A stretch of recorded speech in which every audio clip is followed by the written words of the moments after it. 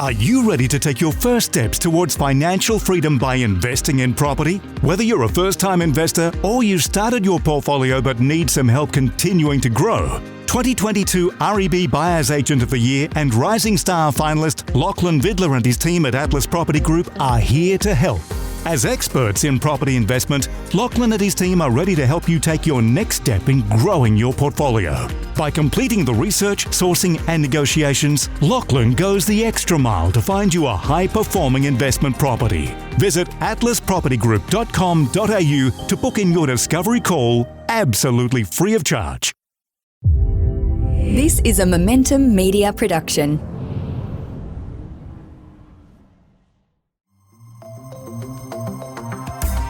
Welcome to the Smart Property Investment Show, the podcast by investors for investors.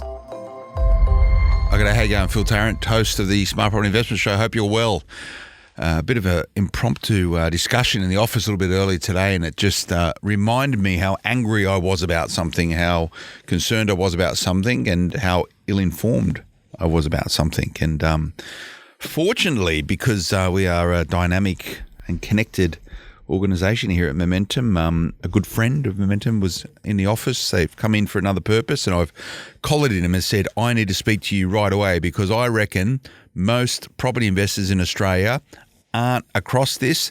It's certainly flown under the radar, and I don't know what's going on. I've spoken briefly about it in some podcasts a little bit earlier on, and I need to know more. And this is about these land tax changes up in Queensland, about the aggregation of your total exposure to property right across Australia and how they're going to tax you in Queensland on the total amount rather than just the stuff that you own in Queensland. So I don't know what's going on with this, but I'm nervous. A lot of people don't know. They're concerned.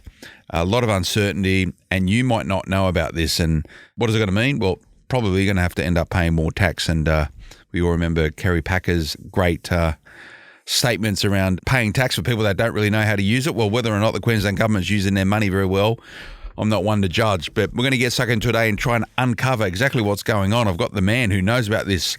This is my phone a friend to anything to do with tax, Tony Greco. He's a general manager of technical policy at the Institute of Public Accountants, the IPA. Tony, how you going? Yeah, great to be with you, Phil.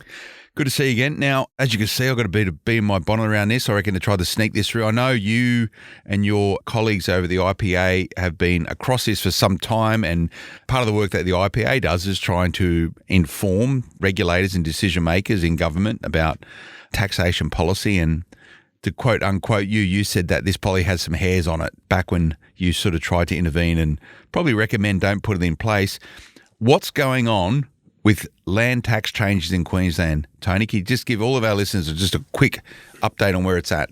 First, don't like to be the bearer of bad news, but essentially Queensland has pulled the trigger on accounting for the value of land held in other states. So they're going to aggregate. No longer is land just that resides in Queensland subject to land tax. They're going to take into account, so very simply, if you own property outside of Queensland, they're going to aggregate that with your Queensland holdings. They're going to apply that to the land tax rates that apply in Queensland, and then they're going to take the proportion of Queensland on your aggregate total. But in effect, what it all amounts to, Phil, is you're going to be paying more land tax if you hold land in other states. Now, this is the first state that's pulled this measure, this aggregation rule. So in effect, if you own land in Queensland only, no impact. That's the easy bit. The more difficult, problematic bit for investors who have land holdings in other states, that will get caught up in this aggregation rule, and the net effect will be they're going to be paying more land tax, not just for 1 year, in perpetuity. So I'm a journalist, Tony. I'm not supposed to have opinions, but I've been doing the Smart Property Investment Show long enough that I think I've got the right to have an opinion on this one. And I'm largely quite supportive of government policy for help shapes positive outcomes, but this sounds bloody stupid. Well, I'll leave that aside.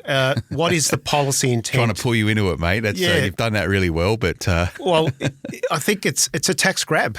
That's purely and simply, it's a tax grab. They've looked at states facing their own woes in relation to the amount of debt particularly COVID, and they're just trying to recoup as much as they can. And land tax is one of those bases that they probably see that this is one thing that they can raise more revenue. And it is without question. I mean, can they do it is one question that's been posed. This is law, by the way. We're not talking proposed. When's it supposed to come into place? The next land tax next year. It'll apply from next year onwards. So that's the only thing we've been able to do is to delay it for 1 year. But it was proposed back in December last year. Yeah. They put it on the table. And so from that perspective, we're just finding that a lot of investors aren't aware of what has taken place.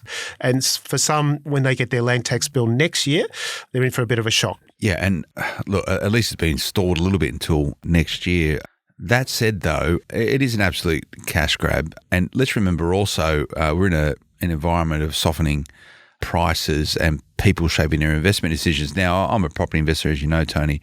I instantly go, well, why would I invest in Queensland if I've got to pay additional tax on property that I own elsewhere in Australia? It's going to disincentivise property investors to operate in the Queensland market. And I don't know who come up with this idea inside of the probably the Office of State Revenue in Queensland, but some bright spark should have sat there and gone, hey, we're trying to be an attractive state rather than detract Australians from investing up here. Like, can you give me some sense of how all that works? Who knows? I'm with you in relation to this is a disincentive, especially as this is the only state that has gone down this path. Now, whether the other states pick up on this is a matter for them. There will be problematic aspects of the administration of this because somehow they've got to suck in that data from other states to amalgamate. The other states aren't going to share it, so the idea is probably going to have to be disclosure on behalf of the property investor.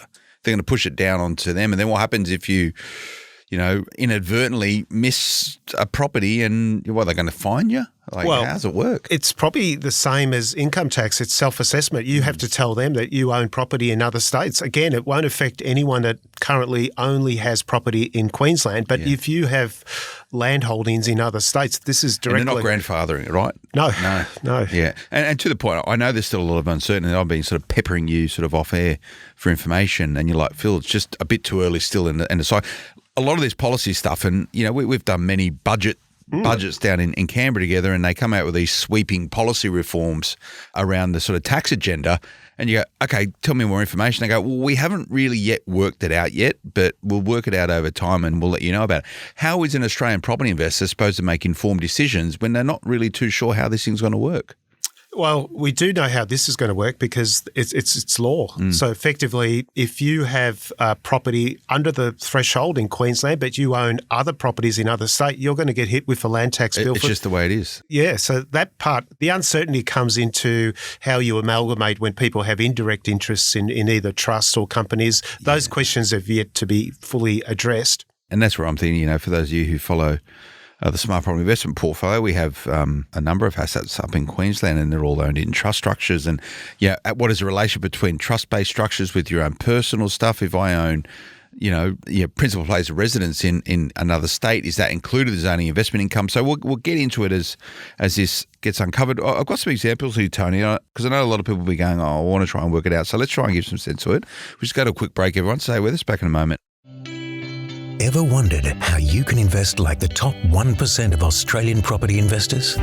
Henderson Advocacy has been at the forefront of helping everyday Aussies improve their financial freedom. So if you're a savvy investor or someone just starting out on their property journey, give Henderson Advocacy a call today. Head to www.henderson.com.au. Don't invest alone. Invest smarter. Welcome back, everyone. It's Phil Tarrant, host of the Smart Property Investment Show. I'm with Tony Greco, General Manager, Technical Policy, one of the brightest, sharpest minds when it comes to taxation implications in Australia. And I know you get excited over a spreadsheet, Tony, and getting stuck into keeping the buggers honest over at at a state and federal level when they're shaping policy around it. But, we're talking about this aggregation of land tax in Queensland. And for many property investors, this has gone under the radar. So guess what? If you're tuning into this, you're hearing about it now, start thinking about it, speak to your accountant. If they don't know about it, find an accountant that does, because you're going to get a bit of a rude shock in your next assessment next year when this all takes place. Now, Tony, a couple of examples, and you give me some sense to it all. Number one, individual landowner owns land in Queensland with a taxable income of $745,000 and owns land in Victoria valued at $1.565 on the 30th, as of the 30th of June 2023.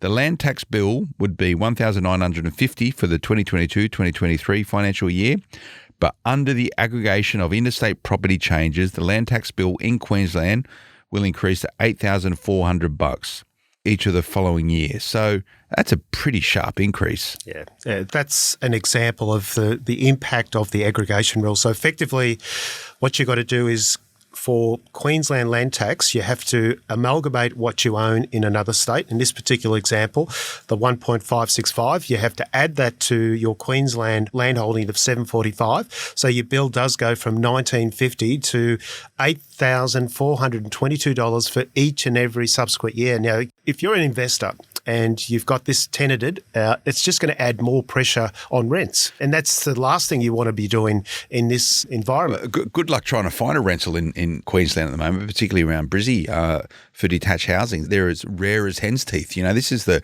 rental crisis. This is people sleeping in their cars in campgrounds because they can't actually find a place to put their families. What a property investor is going to do, that's a big chunk, right? That's going to be a positive, potentially a positively geared property turning into a negative geared property. One of the levers that property investors are going to have to try and allay some of those concerns is pushing rents up. Again, it's a disincentivising Queensland. You know, how far through the Queensland bureaucratic ecosystem this has gone. But I tell you what, if I was the Premier of Queensland, I'd be going, oh, hang on a second, we're making this place more expensive to live for people that live here already, and we're disincentivising property investment and growth.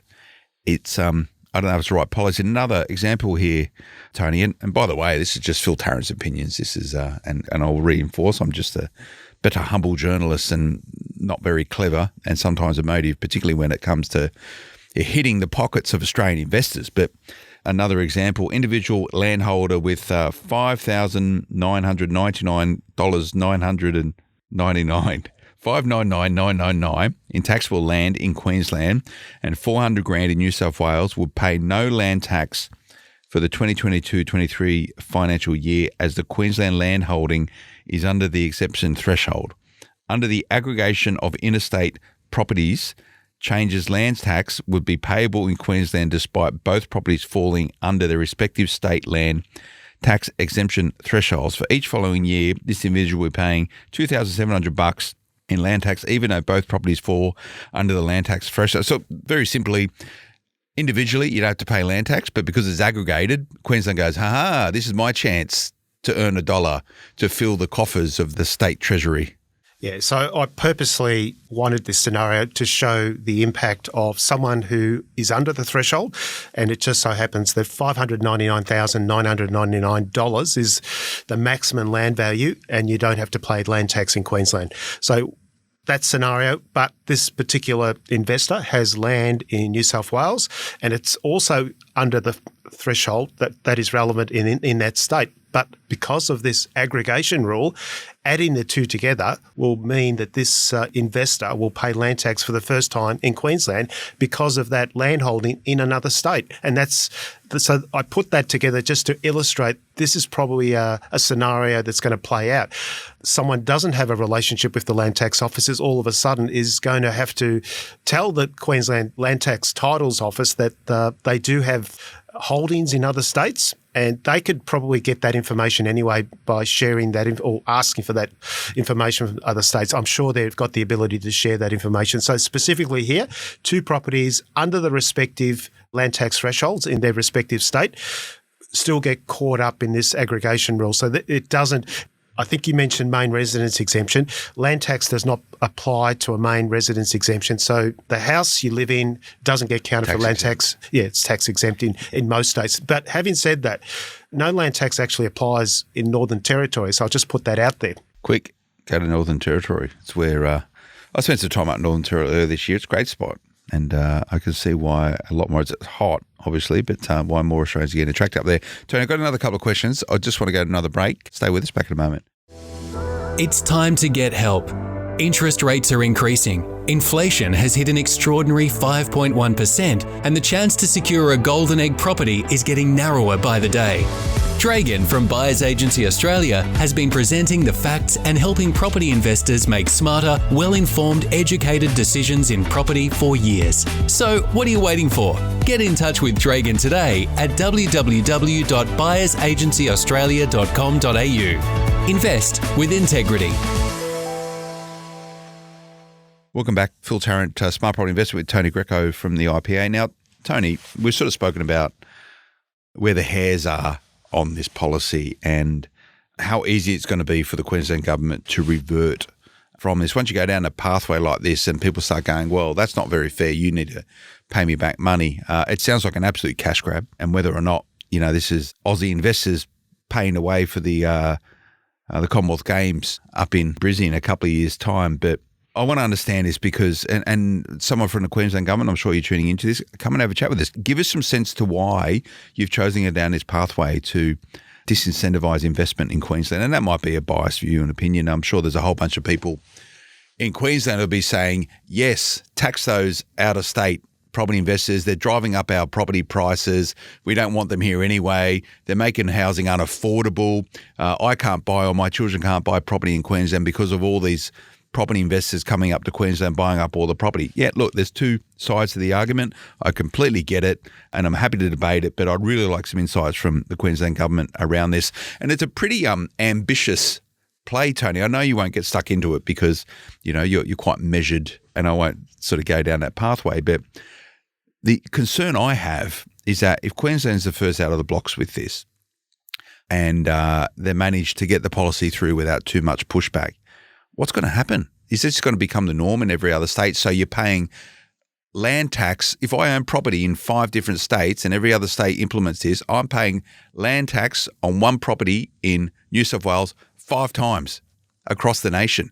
It's, I don't know, can't understand the logic. I'm happy to pay my tax. And by the way, before you answer that question, these are the rules. So you need to play by the rules. So I will be absolutely conforming, even though I'm not too happy about it, I'll be absolutely conforming to the requirements as a property investor in Queensland to disclose all of my holdings Australia-wide. I'll do that because it's the appropriate thing to do. And guess what? If you try and hide it, they'll find you. So pay your tax. However, you can be a bit disgruntled about it, Tony. No, it's certainly a negative for property investors. And listen, Queensland's pulled the trigger. When will the other states follow suit? A lot of states are suffering from budget deficits. They've borrowed heavily, so they're all screaming for cash. So we understand the predicament that they are facing, but this is counterintuitive because it's going to disincentivise people to invest in that state. And property investors bring in a lot of money from stamp duty, and we know New South Wales in particular is moving to replacing stamp duty to some extent, but that's another subject matter. But the one thing I'll say is there will be practical difficulties around this because with land tax, the exemptions that apply state by state aren't consistent. So there may be exemptions in other states that don't apply, and therefore the way they go forward with this remains to be seen. And, connected entities, how far down the ownership tree before you get caught up with ownership interests. There are practical difficulties. And unlike payroll tax, most states are reasonably consistent with the way that it operates. So we've got that level, but this is a completely new ballgame, Phil, and the other states will be watching. They will be. And you make the point around stamp duty reforms which are taking place here. We're concentrating on that, and maybe we'll get you back in and have a chat to us about that as well, Tony. But the other states will be watching. And look, I do acknowledge also that the tough job that the policy creators inside governments face. You never keep everyone happy, right? Like, it's just the way it is. You just got to try and work out how do you make most people happy for the outcome that you want. And obviously, the Queensland government's trying to fill its coffers because they've got to pay for stuff, and there's been a lot of impact as a result of the COVID pandemic. So the cash has got to come from somewhere. So I get that, and I acknowledge that. And I also thank the work that these policy people take, often behind closed doors, and they never get the accolades, but they never also get the criticisms. That said, Tony, why do they make it so confusing? Like, do they deliberately make it difficult so common and garden punters like me just go, I just don't understand it, so I just won't worry about it? Well, we did stress to them that this will have some practical implementation issues. Let's just leave it there. It's for them now to work out. But yes, it's when you're amalgamating and the rules aren't consistent state by state, you're asking for trouble. Yeah. And unless it's a very simple, you've got land holdings in your name in various states, it's pretty vanilla. You know what you got to do. But when you have entities and then you have interest in those entities that own land, it becomes a little bit more problematic. Yeah, you can't cross the streams, right? Like, because unless there is universal property investment tax legislation and policy, Australia-wide, it's universal. Yeah, you could probably implement something like this, but the rules are different in every state, so you can't have the best of both worlds. So, well, just to on that particular point, we don't like inconsistencies between states. And I think if we were to go down tax reform, the Henry Review in particular said that land tax is where we should go. So if states are moving on their own, it's not conducive to having that debate in a few years' time when we ultimately have to look at the tax base because the tax base is unsustainable. And having states doing their own thing just doesn't make sense. And we put that to Queensland government as well. And also taking note of what's happening in New South Wales. I mean, their original proposal was that they wanted to move from stamp duty and get everyone or most people onto some sort of land tax, annual land tax bill. Because they had no support from the federal government, they've decided on this hybrid model. First homeowners are only the ones that get the opportunity to replace a lumpy stamp duty with. So again, all the states doing their own thing doesn't make sense for a country of our size. Absolutely. I completely agree. And we saw through the COVID experience how able and willing the states are to operate individual.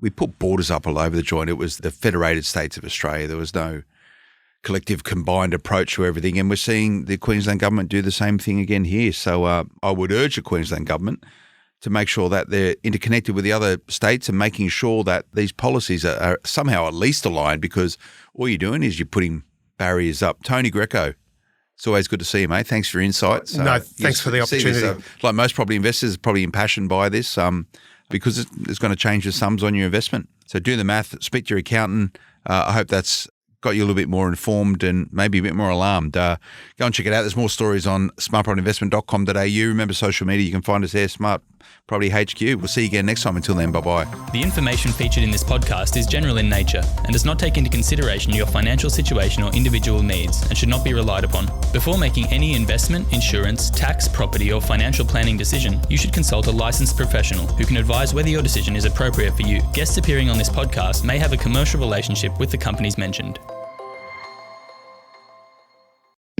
It's safe to say the property market has been red hot over the last few years, with some of the markets we've selected in 2021 rising over 40% in a 12-month period. It's very likely that if you're a property owner, your property has gone up 20% minimum in value in the past 12 months, and you have most likely accrued sizable equity that can be recycled and extracted to build your investment portfolio. With interest rates increasing, you might be wondering where to invest to maximise capital growth and cash flow in 2022 and beyond.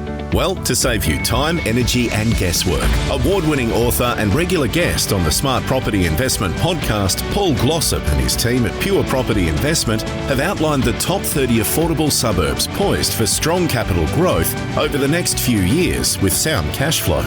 Grab your free Top 30 Guide to Property Investment guide today at purepropertyinvestment.com.